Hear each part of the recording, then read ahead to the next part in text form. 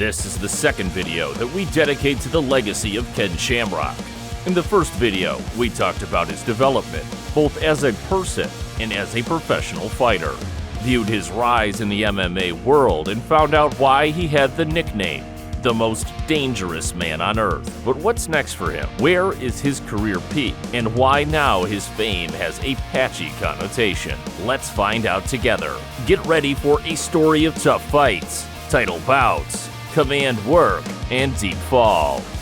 This is the second part of Ken Shamrock's career breakdown. Let's get started. In the story of Ken, it is impossible to avoid one important contribution to the sport and the careers of many other fighters. As he gained fame, had bright fights, and scored victories one after another, he managed to attract the attention of young and ambitious athletes to a young sport. All these nuggets literally poured into California. Therefore, Shamrock decided to open his own training base or club, referred to as the Lion's Den.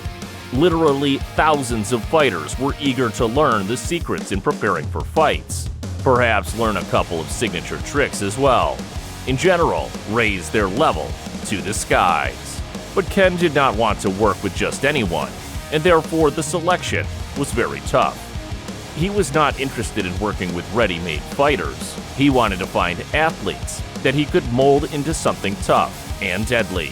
That is why here, for instance, his brother Frank began his formation.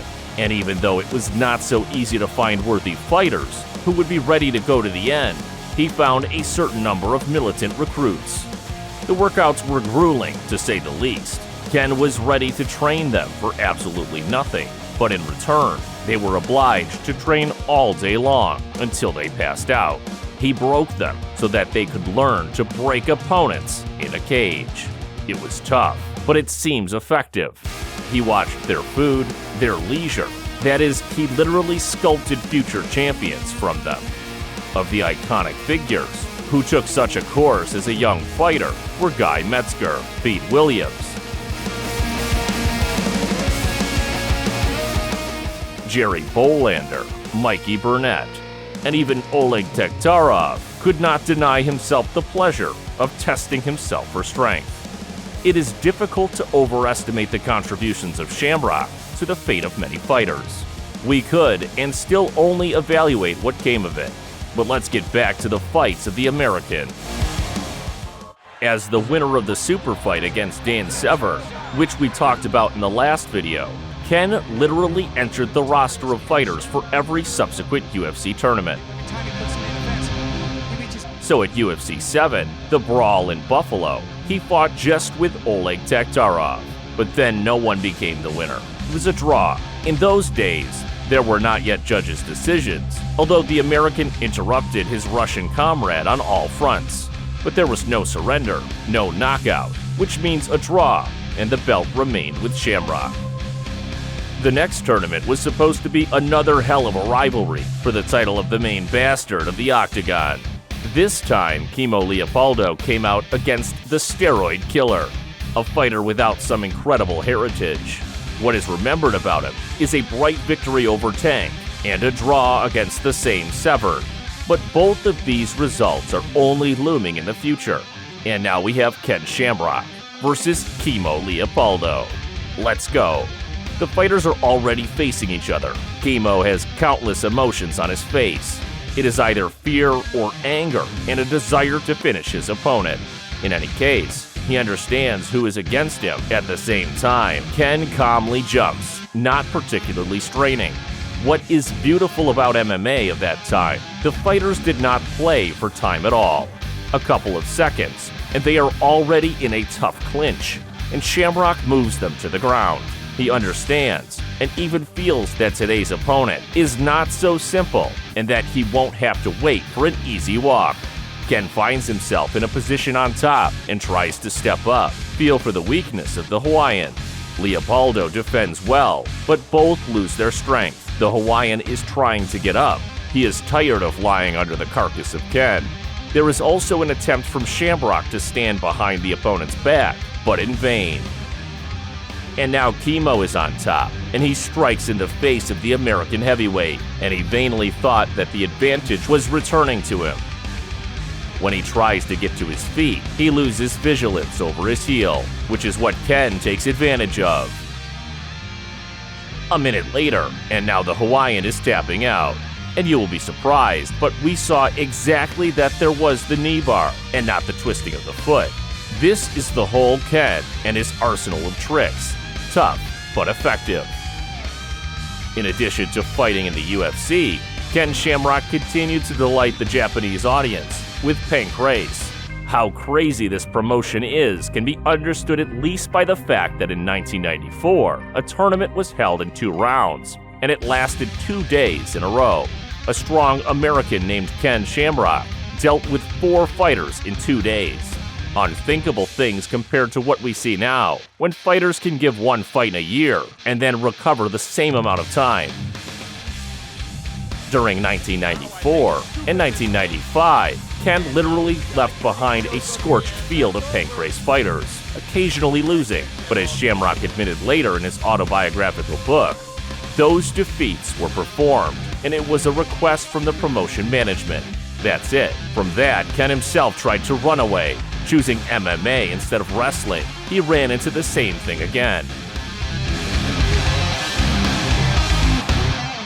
Well, after the fight with Kimo Leopoldo, Shamrock finally proved himself as a UFC fighter and began to fight on the fields of this promotion. It did not last long, alas, but let's talk about everything in order. After Leopoldo, Ken had 2 more fights in the UFC. The revenge was taken by Dan Severn, and then by a split decision in a fight that lasted half an hour.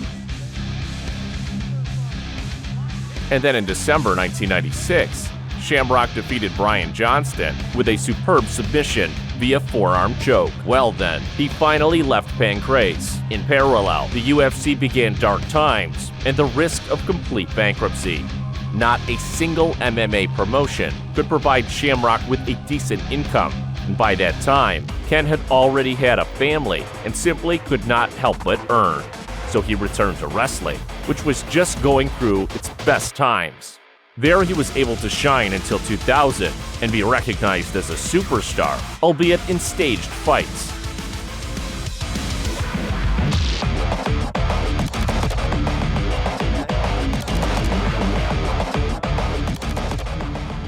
And just Japan had an offer that Ken could not refuse. Pride, Dawn, and debut fight against Alexander Otsuka.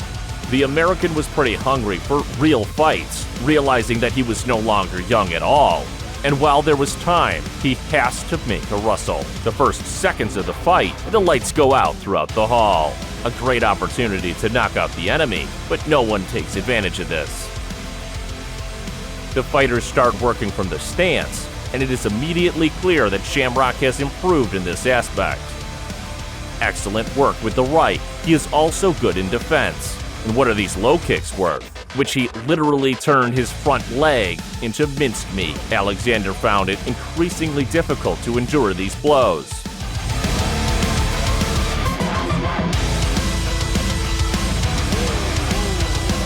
But here he catches the head of an American very well with his right side, who had begun to fool around with too much defense.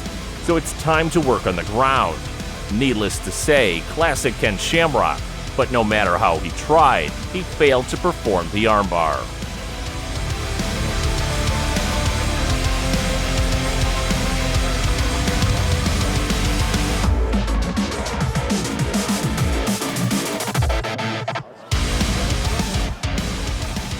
The fighters were again in the stance.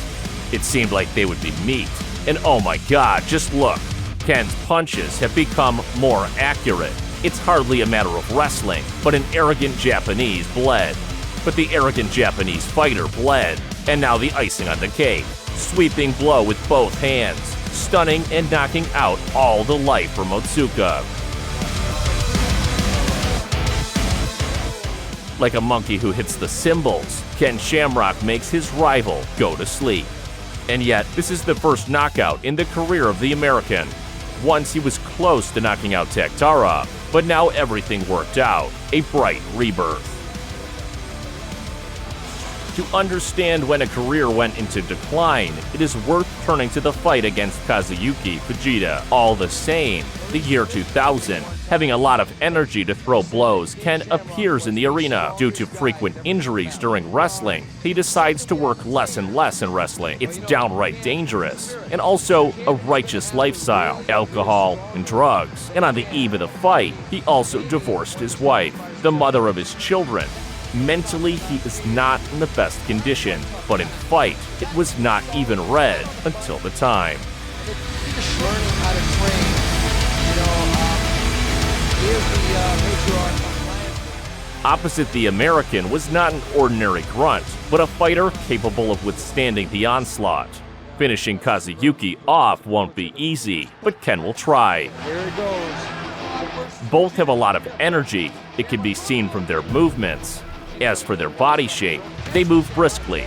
Shamrock shows his mastery of takedown defense, even if he himself avoids the fight from the beginning, but he also did not plan to let the enemy work below. In this fight, the strong side of the Japanese fighter was the work from the clinch and his weighty blows to the body with knees. Kazuyuki Fujita pins our hero to the ropes. He has an opportunity to catch his breath, simultaneously pressing into Ken with all his might. Shamrock does everything to avoid being thrown to the ground, and therefore deliberately violates the rules by holding onto the rope with a steel grip. The fight goes into gunplay mode again. Shamrock methodically smashes the opponent's head. Boom! Sidekick. Boom! Uppercut. He seems to be able to knock out Kazuyuki. He just needs to try harder. Vegeta grabs Shamrock's legs with the last bit of his strength. The Japanese fighter is pretty exhausted, and his face is covered with blood. He does not fight, but rather saves himself in the arena. Both him and his mentor keep a close eye. He ought to keep the face. Fighters are increasingly working from the clinch and hit each other in the face with all the rest of their strength.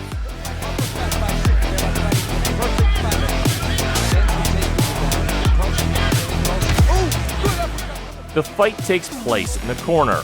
But what is it? The American nods in the direction of his team, who throws in the towel. Shamrock gave up, feeling a sharp pain in his chest.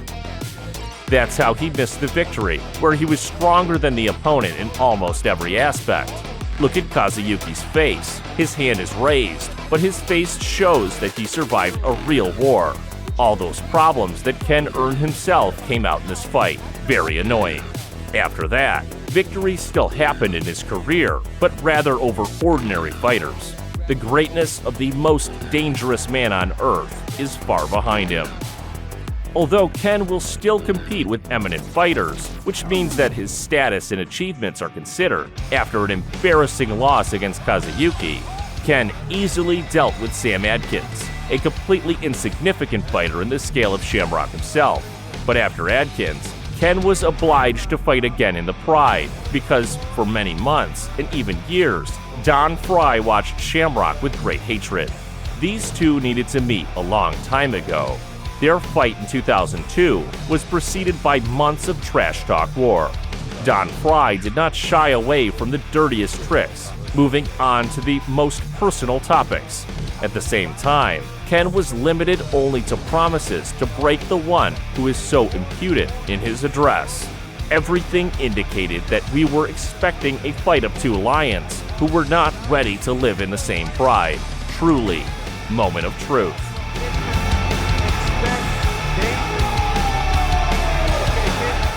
Fighters are in the ring. The next few seconds before the gong, their stare-down moment is a true classic. The tension at this moment is so much that the heart forgets to pump blood. The percentage of masculinity is outrageous, not the fact that both fighters will survive. The fight begins. The fight starts with a very dirty clinch. They don't look like fighters who have come to decide who is stronger. No, these are two people ready to kill each other. In the clinch, punches are thrown with incredible speed.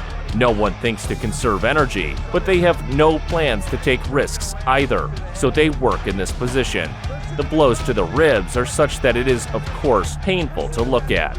They literally exchange blows one after the other. The advantage of Don Frye is quite obvious in the opening minutes. He clearly came to prove that his words were not an empty phrase. The fight follows this scenario. The fighters fight in a clinch, hoping that someone will break down and collapse from the pain. But that doesn't happen. As soon as they are in the corner of the ring and linger there, the judge separates them. And then there is a spectacular transfer to the ground. From this surprise, we get goosebumps. Until the end of the round, Ken will desperately try to twist his opponent's leg. It would have been a comeback of the year, but it didn't work out. Former skills and maybe composure are no longer in this fighter. He used to break people. It was cruel, but such is the sport. Now he is just a shadow of his former self.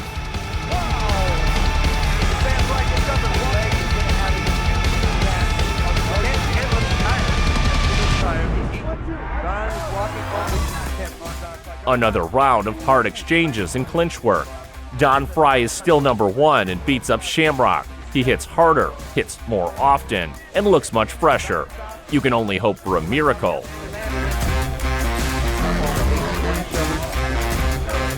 Well, we don't know it's a telltale round, because in that round... The third round is coming, and the denouement is very close. The fighters are again working in the stance, and it is painful to look at Ken. Yes, he is holding on, but with this last bit of strength, his blows do not hit the counterpart at all. Well, Don Frye himself knocks out the remnants of the former self-confident Shamrock. Ken is knocked down. It is worth paying tribute to today's hero. He did well. However, lying on the ground, he suffered several powerful blows to the head. Somehow still remained conscious and even managed to choose a dominant position in the parterre. But what happened next? Shamrock's attempt to twist the opponent's leg. Now it might work. It's unthinkable to watch Don Frye endure pain in his Achilles tendon. He tried to hold Ken's leg, but in this situation, he was more likely to remain the victim. You have to endure no matter what. The third round is almost over, but when you get a submission, 30 seconds is like an eternity. And now the gong sounds. Both fighters survived round 3. History was being written before our eyes. Commentators literally begged the fighters to shake hands, and they embrace. They proved to both that they were worth something. Both doubted that they faced a worthy opponent. Both were wrong and are ready to admit it. A truly touching moment.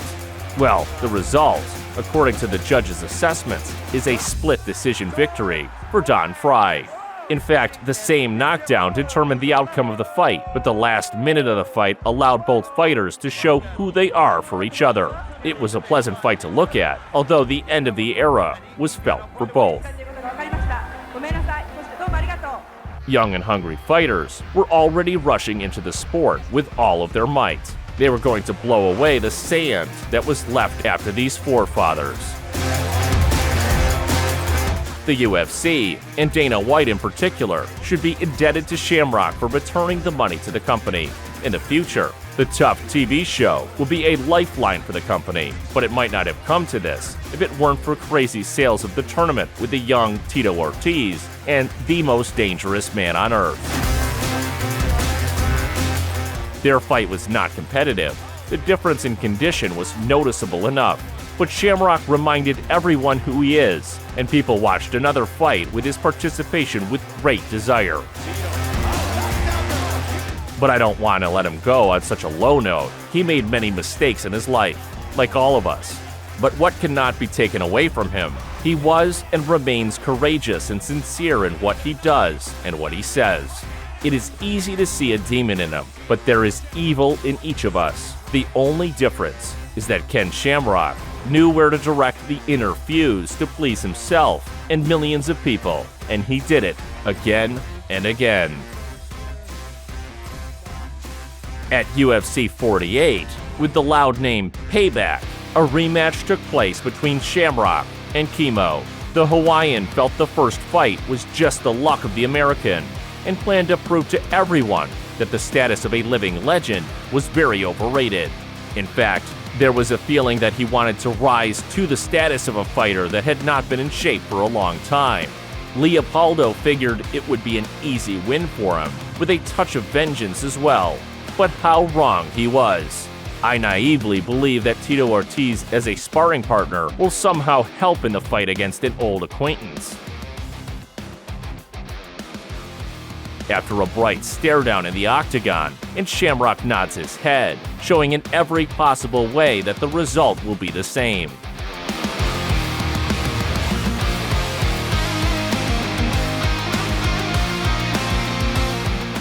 The fight won't really last long. A bit of clinch work, and a well-aimed blow with a knee to Kimo's head. He's knocked out, though he didn't drop dead. But look, he hardly understood where he was at that very moment. Stopping after a little more than 1 minute from the start is unbelievable. And what is it? This is again a victory for Ken Shamrock by knockout. This is how you need to remind yourself and the whole world how good you are.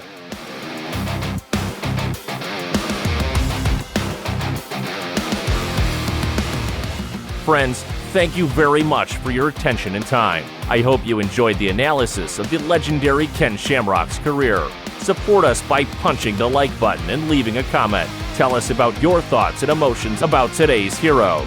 We've got quite a few cool things in store for you soon. Take care.